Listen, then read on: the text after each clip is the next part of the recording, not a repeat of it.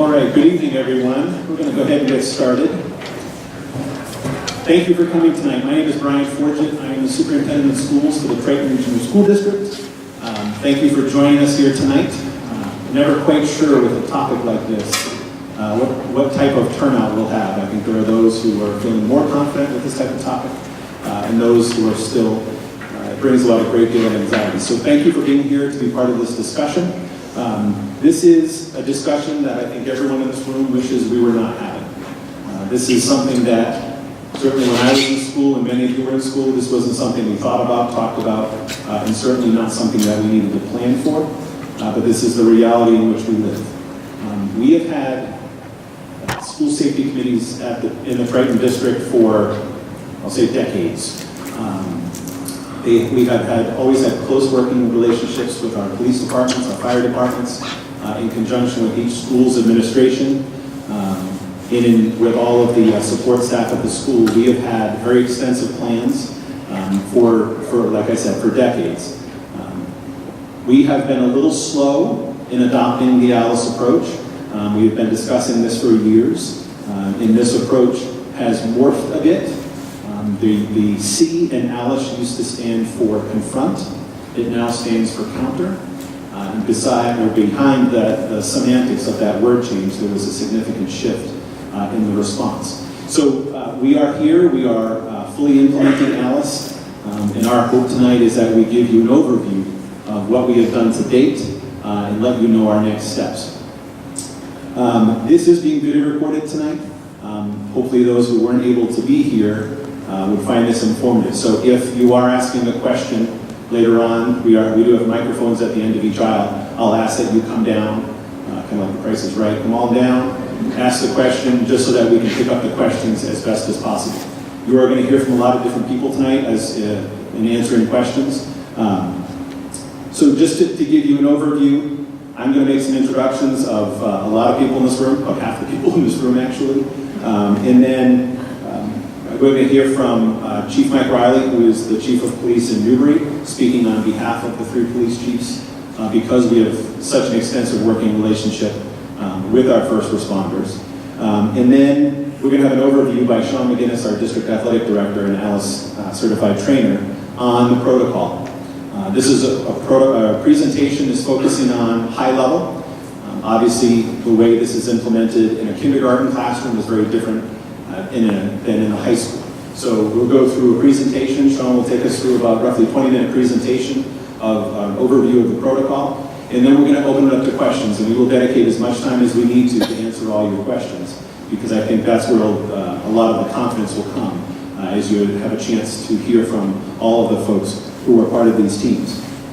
So, I have this all written down because I usually don't have to introduce this many people, so bear with me as I'm reading. So I'd like to introduce folks who have been instrumental in the implementation of this response within the district. So I'm going to go through the principals first. So we have Catherine Daw, who is the interim principal at the high school. You just stand up when I say her name. And then next to her is Patrick Kelly, who is the principal-elect and will be taking over as principal on July 1st. Al McCrae, who is the principal at Triton Middle School. Beth Yendo, who is the principal at Newbury Elementary School. Christine Nealon, the principal at Pine Grove School. And Jim Montaneri, the principal at Salisbury Elementary School. So, from the Newbury Police Department, we have Chief Mike Riley. We have Officer John Lucy, who is also our school resource officer. And Steve Jenkins. From the Raleigh Police, we have Chief Scott Dunas and Officer Pat McGettrick. And then from Salisbury, Chief Tom Fowler and Officer Craig Goodrich. That got all the police, right? Excellent. And then from the fire departments, from Newbury, we have Chief Doug Jandron and Deputy Chief Wally Ziegler. From Raleigh, we have Chief Jim Broderick, who's lone, and then from Scott Kerrigan, the chief in Salisbury, was unable to be here, but Captain Andrew Murphy is here this evening. And then the folks who are our district staff, who I have to thank intensely for stepping up. This isn't a position that they were appointed to. These folks voluntarily agreed become A.L.I.C.E certified trainers. So I'm going to introduce these folks. Chris Walsh is our district facilities manager. Megan Ober is the director of guidance at the high school. Sean McGinnis, the director of athletics at the high school. Heidi Monjo is the assistant principal at the middle school. Dan Jewett is the assistant principal at Newbury Elementary School. Kyle Campbell, adjustment counselor at Pine Grove.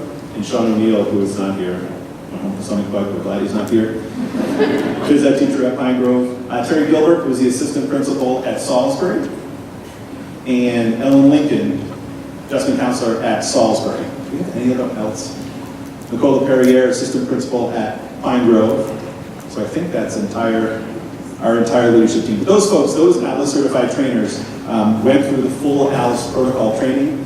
So it was an intense training. They're all nodding their heads. It was eye-opening. They had to watch videos and things that prepared them for scenarios that we haven't ever had to deal with in our schools. So I want to thank them, the 9 of them specifically, for their work in implementing and leading the charge for this implementation throughout the district. So thank you. So as I said, we are working very close with our first responders. Any situation that we would have to deal with an active shooter would obviously require very close working relationship with our first responders. So in that regard, I'd like to ask Chief Riley to just stand up and just say a few words, if you would. Well, thank you very much for coming on tonight. It's a very important topic. It's a very depressing topic. I wish we didn't have to be here for this. In the interest of full disclosure, for years I was not an A.L.I.C.E fan. I thought the way we had been doing it in the Triton district was the way it should be done. I did not like the confront component of the A.L.I.C.E protocol. However, over the years, the A.L.I.C.E protocol has morphed, so has our thinking. When Superintendent Forget came to me and the other police chiefs, Chief Dumas and Chief Fowler, about adopting the A.L.I.C.E protocol, we were very interested and we wanted to hear what they had to say.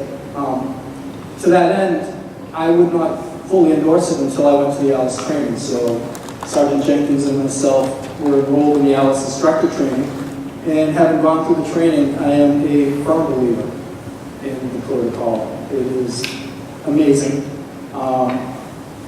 What I like about the protocol, it's not the static lockdown. Stay in place, lock your doors, and just hide and hope nothing happens. This protocol empowers faculty, staff, and students to do something, to think on your feet, to act, and not just sit around and be a static target. It empowers people to do what's in their best interest for their safety and the safety of their students. And I can't thank the school district enough, all the police officers and all the faculty and staff who have really immersed themselves into this protocol. We've done a lot of training so far, and Sean is going to discuss what we've done so far, and there'll be a presentation as to what we do as far as the A.L.I.C.E protocol goes. But it's an amazing protocol, and it allows people to actually think on their feet, and it empowers them to help themselves and help others. So with that being said, I'd like to introduce Sean McGinnis. All right, so I'm going to go through the slides, and we're just going to kind of go through them. We're not going to say we're going to move quickly, but we're going to go through them. And at the end, we really encourage people to ask questions because we'd really like to have some conversations about this. Just as when we did it with our staff, the conversations that come out of these slides are some of the more important things, because as we're sitting there, we all have the same questions in our mind. So our objective is what is the definition of A.L.I.C.E? We're going to go through each of the letters. And why A.L.I.C.E? I think we've heard from 2 people already why it's so important. The age-appropriate delivery. So, as Superintendent Forget had said, how we handle things in the kindergarten through 2nd and 3rd is much different than what we would do at the 11th and 12th grade. However, the one thing is simple. We always say, get out safely. Each one ends with that as an ending. What are some of the common concerns and questions? And some of the questions afterwards, we'll hopefully be able to go through that. So we know this is a very difficult topic as parents and as educators. The safety of our children is the utmost importance. Well, the odds of a violent event happening at one of our schools It's minuscule and it's something we'd all rather not consider. We have a duty to be prepared and to prepare our students. Avoidance and lack of planning creates more anxiety, not less. That will probably be about the only slide that I'm going to read word for word. Everything else is going to be going through that, but we want to make sure that everybody understands that disclaimer. What you're seeing here is we are products of our trainings. This is what we used to do. The first is everybody hiding under their desk in rows, everybody hiding in small groups. And the photo to the right is actually one that, when we went to the A.L.I.C.E training, was very eye-opening. That's actually a photo from what the students at Virginia Tech did during their shooting. They all lined up right in front of the window, in front of the wall. So traditional lockdowns, it trains everybody to just freeze in their spots, to go find a safe place in a room, get into a corner, lock the doors, and almost hope that somebody walks by and doesn't stop into your room or force their way in there. It assumes the entire campus is the same amount of danger. For example, if we were to be in here and somebody said somebody just came in the middle school entrance and we went into lockdown, we would go into a lockdown right here at this facility, in this room. However, if we go out and take a left, we're out halfway up the driveway before anybody's gotten halfway down the hallway in the middle school. So that's kind of made us start to think, and our teachers and educators start to think on how we're going to handle this. So A.L.I.C.E provides kind of the acronym: alert, lockdown, inform, counter, and evacuate. The counter, we'll talk a little bit, that's been the biggest change over the years, and we'll talk about countering, because again, we want to reiterate, countering in kindergarten and first grade is much different than countering at the high school. So A.L.I.C.E provides the preparation. It's proactive. The options are based on the approach to the active shooter in situations. How we handle something in a hallway where there's somebody out maybe 20 feet away is much different than what we handle it when they're 3 floors away. It increases the odds of survival. When we look at stats, we didn't provide it here this evening, but when we looked at Virginia Tech, we looked at a hallway where it was almost 50-50. Half the classes went into lockdown and half the classes responded with A.L.I.C.E. And unfortunately, the ones that went into lockdown mode, a lot of them were where the fatalities happened. And when they went into A.L.I.C.E and evacuated or locked down the room and barricaded, that we're going to show you in a little bit, there was a much higher survival rate. Everything is research-based. This wasn't just something where they came up with the acronym and said, okay, here's what we're going to try, let's do this. Why A.L.I.C.E? It's a life-saving skill that can be used wherever we go. We're in an educational setting. However, if you turn on CNN, Channel 4, 5, 7, anything you watch, you'll notice that these shootings are happening everywhere. And if you're A.L.I.C.E trained or have that mentality of how to get out and get out safely and to know your surroundings will be so important. And these are the life lessons we want to, unfortunately, we have to, but the life lessons we want to be able to give our students as they go out into the world and as they head to their new campuses, their jobs. In Colorado, we saw they had to have these life-saving knowledge in a movie theater. And that's what we want to be able to provide them with that education. The other thing, you could read these word for word, but in all, A.L.I.C.E is about safety. And when we talked about it's endorsed and it's not just a statement, it's endorsed by the Department of Homeland Security, the Massachusetts Task Force, FEMA, and our own local police and fire departments. This is something that everybody understands. It's not that you have buy-in, it's that you understand it and realize it's the only way to go. So alert. So alerts here, it's the first notification of a threat. It's how to know something's happening. It could be the PA system call. It could be somebody saying there's been an intruder in the high school lobby. If we're lucky enough, or if the school's lucky enough, that's the alert we get. When we did training for our high school staff, the alert they got, we had somebody take 2 pieces of wood and clap them to mirror a sound of a gun. That was their alert. Their alert might be a phone call to the room or somebody on text messaging. Alerts come in all different ways. So you can't just say this is the only way to alert, or in every situation, you get this alert over the PA system. You might not. And if you look at most of the schools where it's happened, that front main office is the first place where unfortunately something might happen. And that's our main PA system.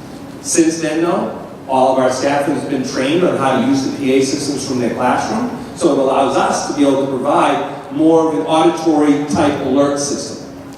And hopefully, you'll be able to say what direction they were coming in. When I gave you the example of somebody coming in that main entrance of the middle school right here, we might get there headed towards the stadium section. So we might say they came in the main entrance and they headed towards the stadium, it would tell everybody which way to go. So the alert is very important, but there is no set way if you're going to get an alert. Unfortunately, it's whatever we have at that time. You have enhanced lockdown. Why not lock? Why just lockdown? Lockdown, what we do now is we lock the door, it's dark shaded, and everybody gets to a corner. Well, somebody wants to get into that door jamb is broken, somebody's going to get in. So with the advanced lockdown, we're using everything within that environment of our classroom to help secure that door in a safe manner, to make sure that we make it as tough as possible. When we went through A.L.I.C.E training, when we talked to a lot of people, unfortunately, and you find some stats out you might not want to find out, but when intruders come in, they want the easiest way to create harm. If a door is locked and they have to fight so hard to get into a door, they're moving on to the next one. They'll just keep moving on and on until they find that open, unsecured spot. So here you'll see a picture of everything's up there in front of the door. There's some circles there. It just shows you it's all one apparatus trying to block that door. Our teachers and staff did a great job. We did a training where we did ask them to go to advanced lockdown. And they used everything in their room. So our teachers are starting to learn and they're starting to evaluate. What's in my room and what could I do? When we get to training our students, what can I show them that they're going to need in that room to help barricade a door, if need be? Inform. We need to pass on real-time information. So the first one was alert. There's an issue. There's an intruder. There's something going on. That's considered the alert. The next is the follow-ups. If you can still use the PA system, you definitely want to dial 911. And we want to try to get as many 911 calls in as possible to give them that information. You can also text 911, correct? We can text 911 now in Massachusetts, where you can provide them information, and any information is good information for our law enforcement and fire departments coming here. Inform the building of whereabouts it happened, and if possible, make sure that you pass communication on, but be safe. The first goal is to make sure you can get out and get everybody around you out safely. So the counter. It used to be confront. Excuse me, I'm sorry. So this is a last resort. You can do a training where somebody walks into that door and they're blocking that door. What can you do to counter? As simple as we saw demonstrations where if you throw books, if you throw anything near you at the person, the first thing you do as a human is you start to dodge and you start to lose focus. That is one way you counter. And we're going to go over just a little bit. How would a kindergarten, we say that, and it's kind of, well, how would you expect a kindergartner or first or second grader to counter? Sometimes what it is yelling and screaming, running around, and creating distractions because as somebody is looking around, other people can get out. And that's what counter is, and it's just taking back personal control. If somebody's to walk in a room, and I can say this, I won't use names, but we had somebody walk into a room, not everybody countered. 2 people evacuated, 2 or 3 people countered. It's by your choice. It's what you feel comfortable at that time. This is not a protocol of if A happens, I have to do B. If C happens, I have to do D. This is about what is your feelings right now, and have we trained properly to give you some, I call it tools on your tool belt, but different ways on how to handle the situation. The countering is the age appropriate, and here's where it talks about zigzagging and yelling. Middle school's throwing objects, throwing books. Believe it or not, we had a drill where we said not to throw anything, and our middle school principal walked in during the lockdown and teachers threw books, even as we asked not to. But that was how they reacted, which you don't get mad because they threw the books. You're like, wow, great. They actually knew what to do in a situation like that, and they grabbed the closest thing just to start to throw at people. And high school can do everything. And there's a chart a little bit later that I'm going to show you what groups can do. High school is swarming. That's where, maybe 2 or 3 or 4 people are standing there. they can try to almost tackle and subdue the intruder. Now, you always hear us say, everything that I've done in the presentation tonight is intruder.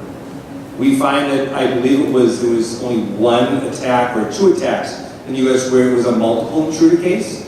But everything that you see with school incidents and some of these business and public places are single intruders. So that's why we talk about intruder, and I want to make sure that I got that definition across. Evacuate. It's really simple. You have permission to get out whenever you can. This is not as we used to call it, the old school fire drill, everybody line up and here we go. We walk out this door. It's get out however you can. Use the information that you have. Help your classmates, your peers, your teachers on how to get out of a building, and you don't have to wait to be told you can get out. Okay? Why evacuate? It removes as many potential targets as possible. And you're getting away from the aggressor or the situation. And again, it always talks about permission to run, especially outside. That is the key thing. Get out of the building, get as far away as you can. And what we learned in Sandy Hook, they talked about how they were finding kids in the woods. Because they learned, run, get away, and that's the safest thing to do. And that's what you want to do. You want to get out of the building, and you go to wherever you can get to. Now right there, that last one is evacuate to a rally point. I'm going to define rally points in a second, but a rally point is where our students and staff know there's a safe place built for them, where they will find fire, police, and rescue, the ambulance groups, and other administrators there to help them to get the situation as best as they can under control and move them along to the next step. Evacuating rally points. So students will evacuate to a rally point when possible. So, if you look here, we have rally points for every school. I'm going to use the high school, middle school as ours. Ours is the Central Street Fields. Also used to be known as, I believe, as the Mantra Fields down here, right before 95. So what that means is, the rally point is, if students get out, which they will, and they get to a spot, they will get to the rally point. When they get to that rally point, they will find a perimeter set up by the police, fire and ambulance and rescue inside, ready to assist them. That is where our buses will go. Buses will be dispatched immediately to that location, and they will take them to the reunification locations, which is on the next slide. But what that is, it's a safe place where kids can go. Does that mean that's where everybody has to go? Absolutely not. Absolutely not. If somebody ends up at Off the Vine, 2 miles away, that's where they stopped running, great. They will get home safely, but they're away from the high school. That is the biggest piece. And then, so again, middle school, high school, Central Street Fields. Newbury Elementary is the NRT bus station, as far behind the building as possible, because the police will be setting at the perimeter. The Pine Grove is the common gazebo, Todd Farms. Yep, hold on, we've got a correction, update. Yes, it's Todd Farms and the Congregation Church. Okay. So, just in case, and I apologize for that being incorrect, it is the Congregational Church and Todd Farms. Okay? Those will be the two spots, and the students and the staff will be taught that. We say the students and the staff all the time, because you'll see in a couple of screens, the parents will not be going to those. That is one of the last places that you will be allowed to get to, and it will be more frustrating and upsetting as parents if you try to get to those locations, because they will be cordoned off by police and fire who will not let you in. And if anything, it slows down the process. So, students will be transported to a reunification center. So middle and high school students will go to the elementary of your residence. So if you're from Salisbury, you'll be put on a bus and be brought right to Salisbury Elementary. And Newbury will go to Newbury, and Raleigh will go to Raleigh. And if you are a school choice student, you'll go to Newbury Elementary. So if your child is from Haverhill and they come to the school, they will be sent right to Newbury Elementary. That is where parents would be able to go. That is where a reunification center will be built, so that way parents can go and get their children, be reunified with anybody that they're responsible for. The elementary schools, in return, would come here. And the parking lot and the area around us would be built so it is very simple for parents to come in and get their children. Now I say simple, nothing is ever simple in a situation like this. But we will do our best to set up a protocol that is safe for everybody. The evacuation and reunification. So I'm not even going to read this whole thing. I'm kind of deciphered for us, and that's why I said, as parents, we don't go to the rally points. We go to the Reunification Centre. That's where you'll find everybody. If we try to get to the rally points from here, you will block up 95, where our emergency apparatuses are trying to come down. We'll block up Route 1, whereas we're trying to get emergency people down. If you were to try to pull down this street, and our police and fire, we've been in lots of contact about this, those streets will be filled with students or staff trying to get away from the building. And the last thing we need is extra vehicles going down. We understand that you want to get your child first, and we appreciate that. And we think that the quickest way for us to get your child back to you is having them go to the rally point or somewhere else, and then to the Reunification Centre. Okay? We're almost done, I promise. The developmental approach. This is where we talk about what do we do for our children. If we're in pre-K and through 3, they're doing 2 things. They're running and yelling, running in circles, and getting out. We're teaching them to get out and where to go. Again, it's much different than the let's get in line, let's all walk out. And we're not teaching them to just be hysterical. We're trying to teach them, okay, the threat is somewhere else. Let's all use our safe way to get out, and let's all move as quick as we can out that back door or out that front door. Or in some cases, our teachers were trained on how they can break a window. Maybe the window on a first floor is the safest way to get out. And we are teaching the teachers how to do that, and we will make sure that we get your children out. In 4th through 5th, we add in help barricade. Maybe a teacher's putting desks up, and she said, can somebody please help? Grab anything you can, push it over here. Sometimes they're able to help. Sometimes they're not. And again, it's up to each student to decide what they want. Or they could help counter. And at that first way, their way of countering is throwing something. It is not swarming. It is not trying to overtake or overpower anybody. It's throwing something at the person to create the distraction. 6 through 8, we've got all those other things, and we help decide on a collective response. Maybe they talk through, hey, our response is, as soon as we hear that they're in that hallway, let's all make sure we go out and take a right as a group and get out and start running to that field and start going. But they talk through it together. And they start to get that good voice where they can talk to each other and collaborate on the answer. Now in your 9 through 12, here's our tool belt. So we're just adding things to it. And you decide on the tool, our students will decide on the tool they want to use. They could add swarming. Could add swarming. That's the piece where if somebody comes in and there's 3 or 4 people near them and they decide to rush that person, they could do that. We would never expect somebody in K-5 to do that. That would be unsafe for everybody. So that's where we add in that extra piece. The elementary approach. The message to our young children that we have a plan to keep them safe. This is not something where, okay, all we can do is do this. Let's see what happens. We have a full plan on how to get them out of the building, get them to a safe rally point, or how to handle it if they're outside of the room. We talk about people who belong at our school here, and if somebody doesn't belong, what the plan is to respond to that and how to get out there. We taught the educators at the K through 6 schools are doing a great job talking to them in the manner that they need to educate on. I know that we've talked about a book that, that's something that we've looked at that other school districts have used. Just a way to communicate to them in a positive, safe way.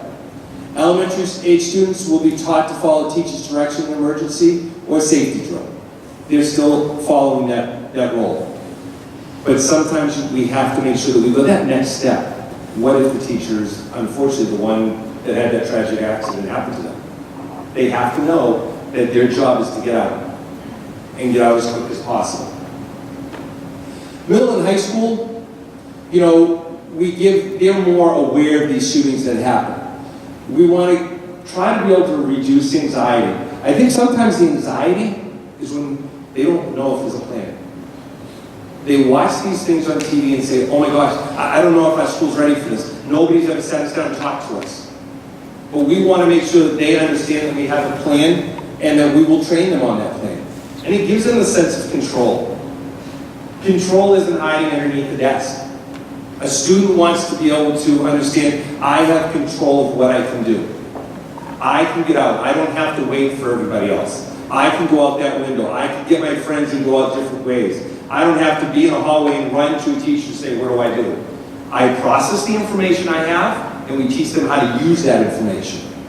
All components of A.L.I.C.E. will be reviewed with the high school, and students will be informed that SWARM is really the last option that we want them to use. The best options are get out or the advanced lockdown. Those are the two best options we're going to teach them, but sometimes you might have to be able to counter when it's right in front of you. The focus will be on the barricade distractions, as I talked to you about. And as we did with our staff, this is a very sensitive issue, and I know Superintendent Forget has said that at the beginning. Nobody wants to be here and talking about this. But we will have our counselors on hand for discussions during the drills, and we will also make sure that everybody understands that it is a drill before it happens. Before it happens, they will understand there's a drill. We will talk to them. We will have counselors on hand, and we hope that everybody shows up that day so we can teach them how to talk through their anxieties and to see how we can support them so that way they know how to react. Okay, so where are we at today? In 2018, October, each building sent somebody to become an A.L.I.C.E. trainer. Superintendent Fortune introduced all of us. In October 18 through March 2019, all of our staff did online training. That online training was great. It's high level. They didn't get into the weeds of what A.L.I.C.E. is. It was high level training. What does A.L.I.C.E. mean? What are the acronyms? What can we do? How do you look around and evaluate your classroom to make sure that you could properly respond? It also taught them how to break windows. Something as simple as that. You know, some of the teachers, you just throw a desk right in the middle of the window, and then when you take the training, you're like, oh, that's the last thing you do, because the middle of the window is the strongest piece. So they were talking about how to hit the corners of a window. So our teachers were educated in that way. Every way that we can keep a child safe, they were taught in that A.L.I.C.E. building. Then we did building-based trainings. We went through each acronym of A.L.I.C.E., and we had our staff go ahead and train on that. And it was fantastic. They took it very serious. They understand that this is a measure, this is not something you could, oh yeah, I'll take care of it. They understood how important this is for your children and for themselves and their peers. We have ongoing planning meetings. The administration gets together. We always talk about what are our next steps. We talk with the A.L.I.C.E. trainers. The local police and fire also are at these meetings. So we progressively keep moving to make sure we're ready to provide a safe learning environment for everybody. What are our next steps? We will be training our students through age-appropriate training sometime in the spring. So if you notice, there's not a date. There's not a completion date. This is a live living process that we are working through to make sure that the training that we provide everybody is accurate, is ready, and that the anxiety levels of everybody involved, we're able to address that situation, because the last thing we want to do is to create anxiety over something like this during that initial training process. All school drills. So now, if we've done drills, we've had fire alarm drills, we've had lockdown drills, we've had all types of drills, and they happen. Now when we move to A.L.I.C.E., because we do understand everything that goes on in our society, we will be informing the students at that time that it is a drill. And we started that with our staff during our staff training. Everything started with, this is a drill, this is a drill. So everybody's aware that it is a drill and able to, and I'm not saying that, oh great, they said it's a drill, that makes everything all better. But what we want to do is get the information out to the students as quickly as possible. This is a drill, but still take it serious. And we end with, this has been a drill, this has been a drill. So they know that drill is completed, So that way, if something else happens, they know that is considered a live event. We will have one controlled drill before the last day of school. I know it says June 14th up there, but we'll call it the last day of school. We're hoping no more days off. I think the snow's done, so that should sit up there okay, but you will all know in advance. This is not something that will happen at 8 o'clock in the morning. Here we go, we've got this drill coming. That is not what we're looking to do. We're looking to have a partnership. We are all in the partnership of educating children with you. And we want to make sure that we have that safe school environment. So this will open up some conversations at home. The annual training will start September 19th. We'll have continued staff and student trainings, and we will conduct safety drills as we go forward. Key takeaways. Lockdown is not enough. We're moving towards a more proactive evidence approach. Lockdown is not enough. Absolutely. Again, somebody comes in the front door of the middle school, that we shouldn't be going into lockdown in a corner of the high school or in the gym. We should be getting out as quick as possible. That changes the thought process of what we use. We want to have preparation to try to reduce as much anxiety as possible. We want to be able to provide as much support for you as families and for our staff to make sure that we eliminate or reduce the anxiety level that our students who face that on every day are facing. Students will be trained. All safety drills will be announced. I know that's a recap, I just went over that. But that's just driving home the fact that we will announce everything. We will deliver age-appropriate training. We are not going to say, here is the training, every school will follow the same training that day. We will use the same concept, but each school will be able to respond age-appropriately. And we must continually plan, practice, reflect, and improve on our safety protocols. Once you have a plan in place, the next day, something new has already happened in this world. Something better has already happened. We will continue to do a fit gap analysis on this process to make sure that we continue to make it better. You have never, most parents have never seen our emergency plans. Up until this scenario, all of our plans are in binders on shelves. We train for them. It's all modeled around the incident command system. But we don't want to, the theory has always been, we don't want to show the bad guys what we're going to do in the case of an emergency. With an active shooter situation, that entire philosophy goes out the window. So that doesn't mean we're going to release our entire emergency response binder, but we have developed an emergency operations plan specifically for our A.L.I.C.E protocol. So we went through a lot of information here tonight that Sean went over. Certainly the questions, and we'll go through details. Within the next 2 weeks, we'll be sending home an EOP, an emergency operations protocol or plan for each of the 3 elementary schools and then for this middle high school campus. That speaks specifically to the rally points, the reunification points, media staging areas, where all the folks need to be. And again, as a parent myself, the hardest thing would not be to go right to the rally point, but it will specifically lay out what the responsibilities of district administration, school administration, educators, students. You will notice that there is not a section about parent responsibilities in that document, because the most important thing is that parents proceed to the reunification point so that we can process everyone as quickly as possible and start reunifying parents. So just I want to make sure, because there was a lot of information, there's no handout here tonight, but that document will be going out to everyone, posted on websites. And again, that's a bit of an aside from the normal procedure where we don't publish our emergency response plans. One more thing, the next steps between here and that a drill before the end of the school year, which is definitely going to be June 14th.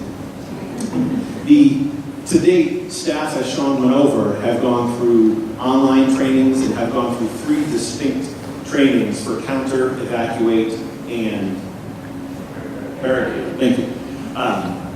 We will not put students in a situation where they're not ready and prepared to respond until we've equipped them with that same level of training.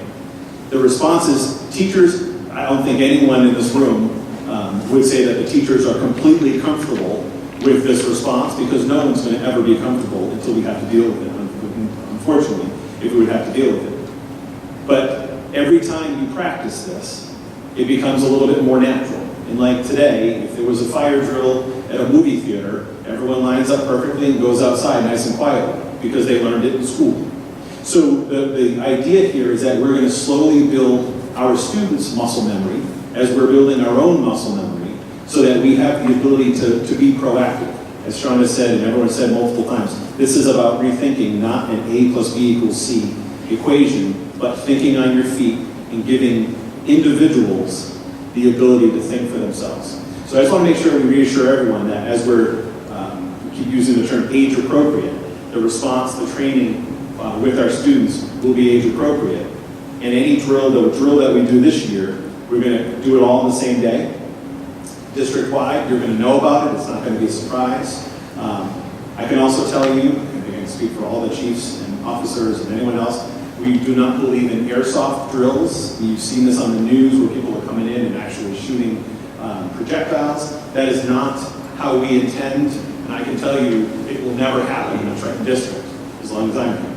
So we believe, we train and equip everyone to relieve as much anxiety as possible, because then in that God forbid situation, we believe we would react as best we possibly can.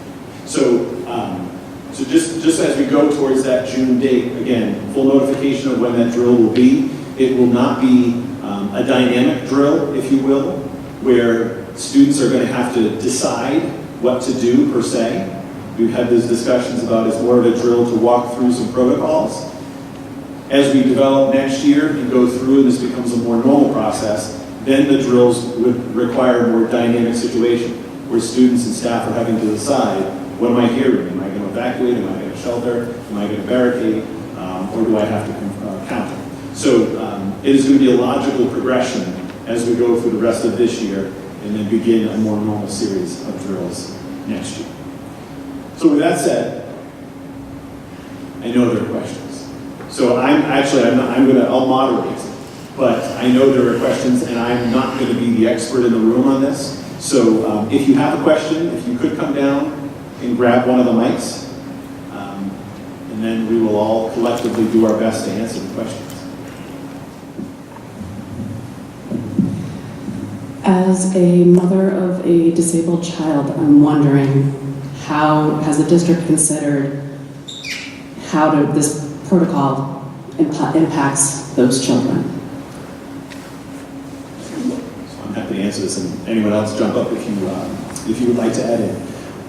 So I think the power of the trainings that have happened thus far is that we're empowering individual educators to make a decision on what's best for them and their students.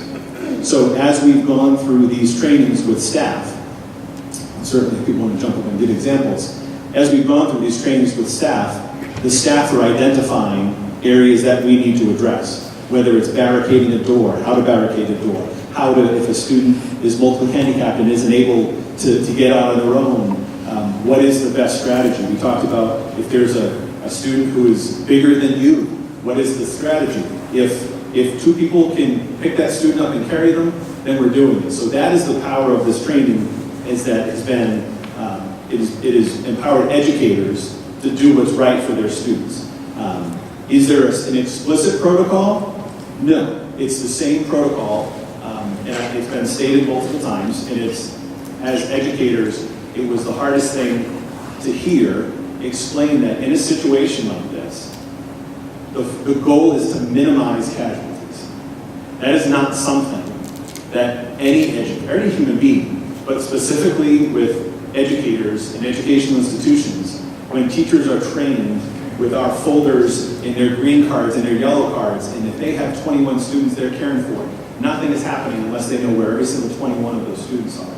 So to train an educator to think differently, that this is about maximizing the survival rate, that is a really difficult concept to even grasp, let alone to begin to train for. So is there a specific protocol for any population? No. It's following the same protocol. And as we go through, so all of the staff have gone through 3 live drills, again, without students.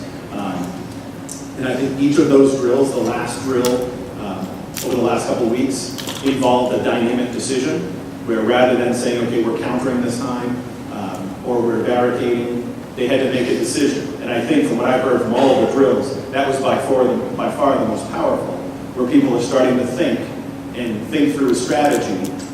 Teachers, I've heard people making comments about, I'm aware of things in my classroom now, that if something happened, I noticed things that I never noticed before. So that's the value of all these trainings, is it's empowering, because forever, and again, to show the picture of Virginia Tech, the casualty rate of those who locked down was astronomically higher than those who thought on their feet. And the way we've trained, and the way we've very purposefully trained our educators, is to lock and be safe. And that's the worst thing we can do. So it is a complete mind shift for everyone. But that answers the question. In the event that something happens at the high school or on the elementary schools, what happens to the other schools in the district? So again, if anyone, so we talked about, I know Sean mentioned, the elementaries would reunify here at this campus. The assumption is that there is a shooting at one location, the God forbid situation. If it were to happen on one campus, it would depend on the proximity. But my guess is, and I'll chief one out, we would put everything else into lockdown in the vicinity. If it was close by, if it was on the other side of town, if it was happening here up in Salisbury Elementary, it wasn't an imminent threat, that would be a decision of the chief and the incident command to decide whether that's a lockdown.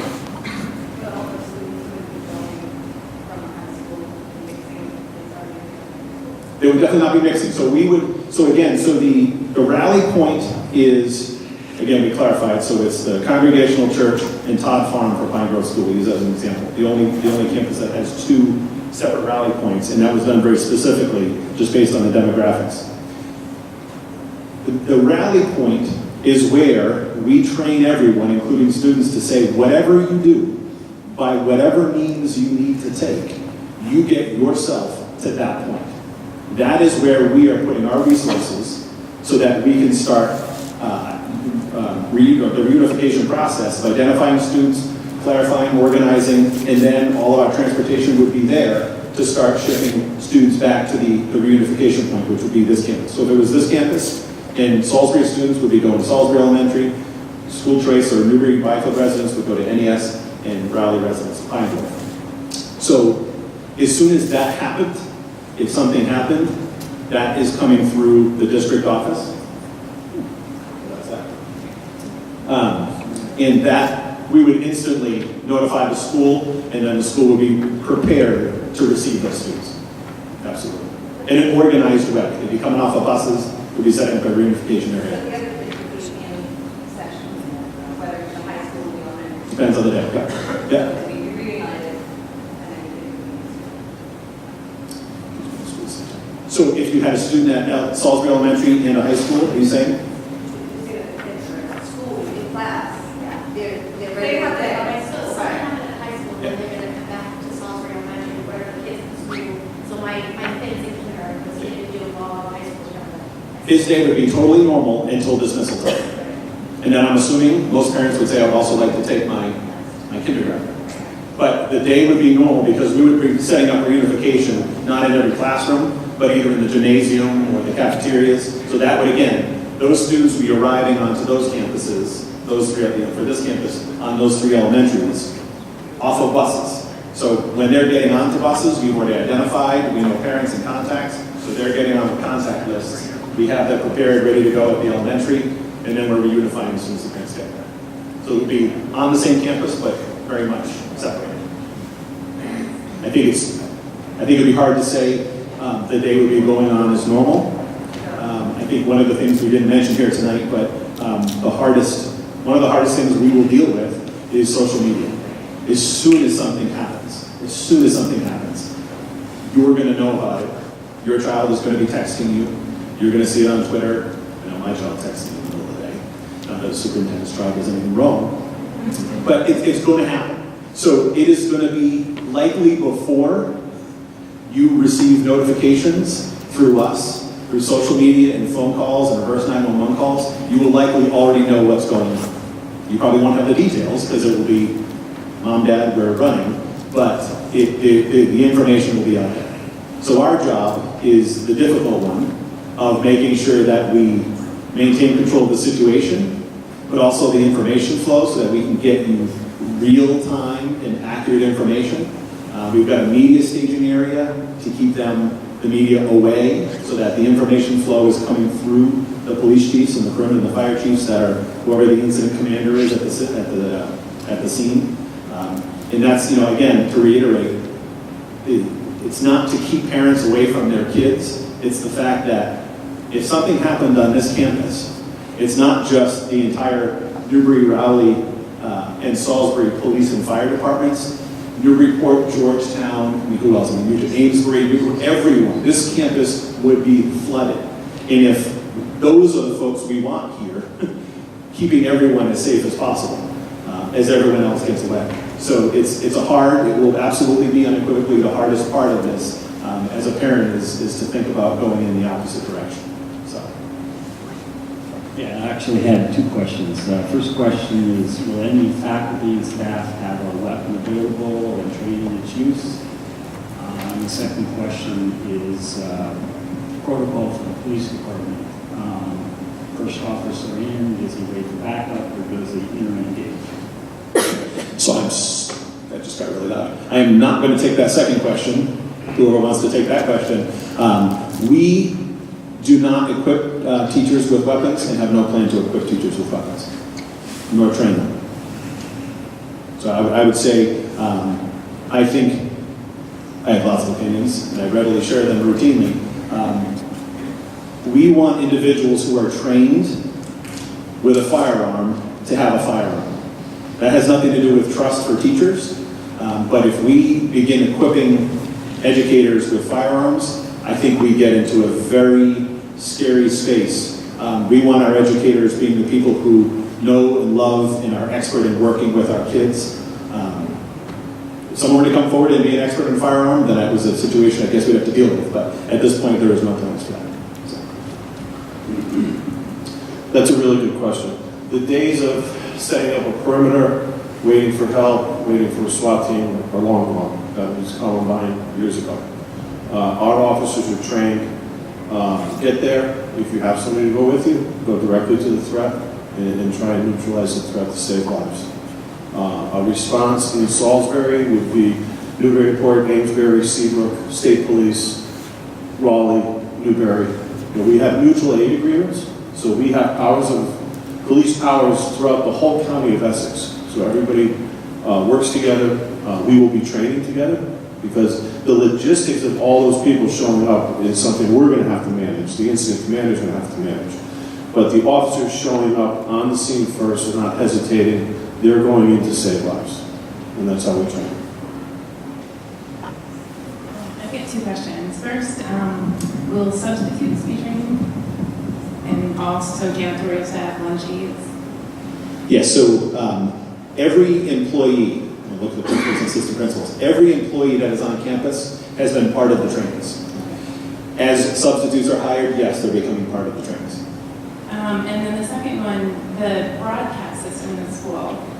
Do teachers have the ability to broadcast in their classrooms, or is that only the PA system? Yes. Yes, so initially it was only done from the office for understandable reasons. When anyone gets a hold of a PA, you can have a lot of fun. But as part of this, again, it's the risk rewards and the value of having anyone be able to make an all-school announcement from their classroom far outweighs the risk. So yes, on all campuses, is that correct now? Because we all have the same phone system in every school now.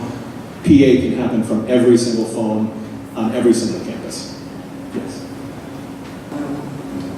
There's been a lot of lockdown situations like in neighboring towns, April, Manchester, things like that. And what I've seen on social media is people don't know where their kids are. So the protocol to, like, besides going to Salisbury and Triton, the person is not there, and social needs, or there's a phone number, or find out more information, because I've seen the Manchester and one person, I have no clue where my kids are. The short lockdown or the intruder. Yeah, so for a lockdown, the assumption is every student is right where they were. So that's the big change with our protocol. Someone modeled, I think Sean was saying, literally, if we were in this auditorium and we called a lockdown on this campus, literally everyone would have a protocol, certain section of the room, everything will locked. So the assumption is everyone's in the same place they were. We wouldn't, if it was a true lockdown, we wouldn't necessarily notify parents immediately. If it was a drill, we would. But if it was a lockdown, we first address the situation and then make sure we know where everyone is. With a lockdown, is it 99.99 times out of 100, everyone's still where they were. Again, the difficult side is with an active shooter situation, we won't necessarily know where every single student is, because what we're training is everyone make the decision to keep yourself and those around you as safe as possible. So in a situation where a student decides to run out the back and up Elm Street, we're going to say, we're not going to judge and say it's a bad thing, because if that student kept himself and a friend alive, then that was the right choice. Obviously then the reunification takes longer, but again, the goal is, we'd much rather spend 24 hours reunifying everyone and get a chance to reunify than try and have a response that's A plus B equals C, and we know that will cause casualties if it's too prescriptive. So, my son takes medication and stuff, so is there a protocol for like the high school? Like, how should I get that information? Like, if say there was a shooting outside of high school, like at the building next door, I guess it's important not to do the protocol, but like if he's stuck in school for 12 hours or So I would say all of our nurses know all of our students, so if we were literally here and locked, then the nurses are phenomenal with going through protocols. They know exactly who needs what and when, and would absolutely take care of that. Again, if evacuating, it's a whole other story, but if it were a lockdown where we ended up locked down for 12 hours, I guess it would be the incident commander on the system to determine, or on the situation, is it safe to move about? If it's a lockdown because there's a threat in the neighborhood and we have an actual perimeter, then I would think the incident commander would say, okay, we're going to keep everything sealed tight. We're going to go on with life as best we can and move throughout the day as best we can until we're allowed to leave. If it was a situation where there's a threat within the building, then the most important thing is mitigating that threat. All right. So I guess maybe two questions. One, I know there's a lot of different products and tools that have been popping up lately about barricading actual classrooms. Is there any intention of putting any of those things in place, or is it truly just what you have available in your classroom is the best solution? So you have two questions. I'll answer that, and then we'll get to forget the second one. So yes, we've had lots of discussion. As you can imagine, teachers have been very creative in their barricades. Some of that creativity does not meet fire code. So we are, there are simple, we call them door, where you put it under the door handle, it's got a rubber stopper, and you kind of kick it.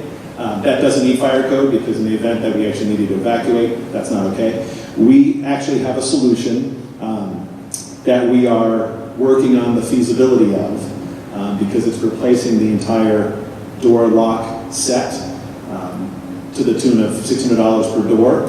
But it's similar to what you would have in the hotel, where you throw a deadbolt, but then when you open the door, it also opens the deadbolt. So we can't deadbolt the door and then have everyone trapped inside. So we're working on that. We haven't come up with a good solution yet that A, we can afford, and B, is matches fire code. All right. And second question, I believe in Florida, possibly somebody, an active shooter had pulled the fire alarm to sort of create chaos. Has that type of situation, is that like within the protocols of how the teachers and everyone is being taught to like handle that situation as opposed to already being in your classroom? Anyone want to jump in on that? So I don't believe we've had an actual drill with that scenario, but we've actually absolutely talked through that. I know that specific case is one that I know I've heard teachers ask questions about. These are things hard to say as an educator. When someone is intent on doing harm and they're really creative, it's hard to be perfect and proactive against that. So in the case of a fire drill, yes, we buy training and we have to evacuate the building. I think, in my discussions with folks, I think everyone's a lot more aware when the fire alarm goes off now. I know when I'm walking out, I'm not just walking out and checking out who's out there. I think we spend a lot of time just being very aware. I think that the most amazing difference is everyone is very aware of their surroundings. But is there a specific protocol in that response? No. So I don't know if anyone else wants to add anything to that. Yep. In a situation like that, if the fire alarm was pulled first, before we knew there was an active shooter in the building, it would be a typical fire alarm for the kids, and they'd start filing out. It would very quickly be apparent that it was an active shooter situation, and the A.L.I.C.E protocol would take place. However, if it was already a live situation and the fire alarm was pulled, we teach use your senses. Think on your feet. If you smell smoke, you see fire, yeah, you have to do something. But other than that, you have to really use all your senses. Listen, figure out what's going on around you, and if it's still an active situation, your best bet's to get out of the building anyway. So that's what we're teaching people. But unfortunately, if the fire alarm was pulled first, until it actually becomes an active shooter situation, no one would have any way of knowing. So, does that answer your question? With the drills that are going to be conducted, are they going to be conducted by, are there going to be additional people that come in to do the drills, or are you just going to say, we're having a drill, and the kids do their thing? Or is there somebody coming, like actual actors or something coming into the schools? So, when you say actors, meaning like an intruder to pretend being an intruder? Exactly. So again, any of the drills that we do involve all of our safety committees. So in each of the safety committees, it's the administration, support staff, police and fire in each of the buildings are involved, and all the safety committees and all of the drills. While there would be someone likely performing the role of making the noise, and so there was something that people had an impetus to react to. I don't know if I want to talk on behalf of the chiefs, but the discussion about we're not using airsoft guns and going through the physical act of being shot at. There's no, I don't think there's anyone who believes that is the way we would ever approach this. So there would be someone who would need to play the role and make noise so that people know what they're responding to, but it would not be, it's announced as a drill, everyone knows who it is, and it's about reacting to that impetus. Good question. Yeah, no masked men, no. And I think as this year, it will be the first for everyone, right? So all of our trained A.L.I.C.E instructors are the most expert, along with police and fire, and everyone else is becoming more expert. But the first time we do this drill in June, this is a learning experience for everyone to do it actively with students. And a kindergarten teacher at Pine Grove is going to have a very different experience than a teacher of English class with seniors in her class. It's going to be a different world. But every time we do the drill, it becomes a little more normal, where we learn a little bit and adjust our reaction. I'm not sure if you already mentioned this, sorry. For the drill that you're having this spring, are you having the students going to the meeting spots, like the bus station? Yeah. Yes, that's a very good question. No, we will not be going through a whole reunification and rally points. That is not, right, the rally points, that is not this spring. If we advance to moving to that, again, parents will be notified. Again, the hope is that it's a simple, not dynamic drill this spring, and then as we move to next year and then beyond, that our drills become more robust when everyone's ready, when students and faculty and everyone's ready to drill a little bit more dynamically than we would. Again, never getting armed intruders with masks and airsoft guns. But I think eventually we would want to drill to the point where we're evacuating to rally points. Will you be doing any of the training for Kids Club and the after-school activities? Yes. So I don't know if any of the principals want to speak to that, but so far they have been involved, right? The staff have been. So yes, so any of all of the students who are in Kids Club are active students during the day. So as we go through drills, it would be about doing drills with Kids Club staff during the day, because it's the same students. We can talk about, I don't know if we talked about adding specific drills for 4:30 in the afternoon drill. I know that would be, I very different dynamic and something we should actually look at. You know, on this campus, there could be 300 athletes running around the building. So it's certainly a dynamic that we should take a look at. Yeah, it's a good point. I appreciate that the protocol relies on creativity from teachers and students to use what's in their environment for an evolving situation, but have A.L.I.C.E trainers been consulted about the specifics of our schools where they might recognize options that faculty and staff might not? That is for barricade and evacuation. I don't believe, as we said, we've had officers, chiefs who are trained, as well as district folks who are certified trainers. We have not had someone come in. I don't know if anyone who is A.L.I.C.E trained would want to speak to that. My understanding, and again, please have someone jump up and who's more expert than me, is that it's dynamic to the point where you learn as you go, so that you learn about your surroundings, you know your classroom best. I'm certain that certainly people we could bring in who could go through the buildings and take a look. I know in years past, we've had consultants come through and do kind of threat assessments, and with mixed response, I would say, in regards to the information we learned. But I would say, and again, please someone jump up if you disagree, that it's the folks who are living it daily who are determining the best response. So Ellen, you want to add? I just wanted to say at Salisbury Elementary School, after we've done our practice drills with staff, we've gone back to the library, we've reviewed what we've done.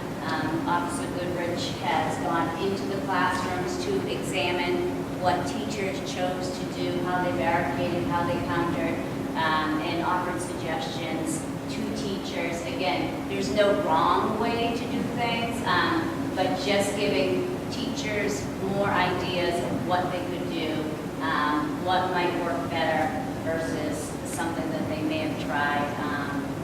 We've done some barricading that they barricaded that failed, so let's try it again and get it to work better. Thank you for bringing that up, Ellen, because the debrief is, I think everyone would agree, is the most important part of any training and drill that we've done. So as Ellen was saying, as happened at Salisbury, the same thing happens with all the safety committees. So a drill happens, the safety committee unpacks it, what did we do well? We've done that forever with fire drills and all the other drills. So it's all the experts, fire, police, all the district and school-based staff that are in those safety committees, that as soon as a drill is done, unpack it, what can we do, and the next time we do a drill, we learn from that and have changed and tweaked protocols as a result. Absolutely. So if there aren't any other questions, thank you all for coming tonight. I really appreciate it. And to the slew of folks who are on the planning side, there has been a lot of work to do everything we can to keep our students safe. So I hope you have confidence in that. If there are questions that you have, please don't hesitate. Contact me, contact any of the folks who are introduced here tonight, police, fire. I know anyone would be more than happy to chat with you and speak about how we're planning and in general the procedures that we have in place. So again, thank you for being here tonight, and thank you.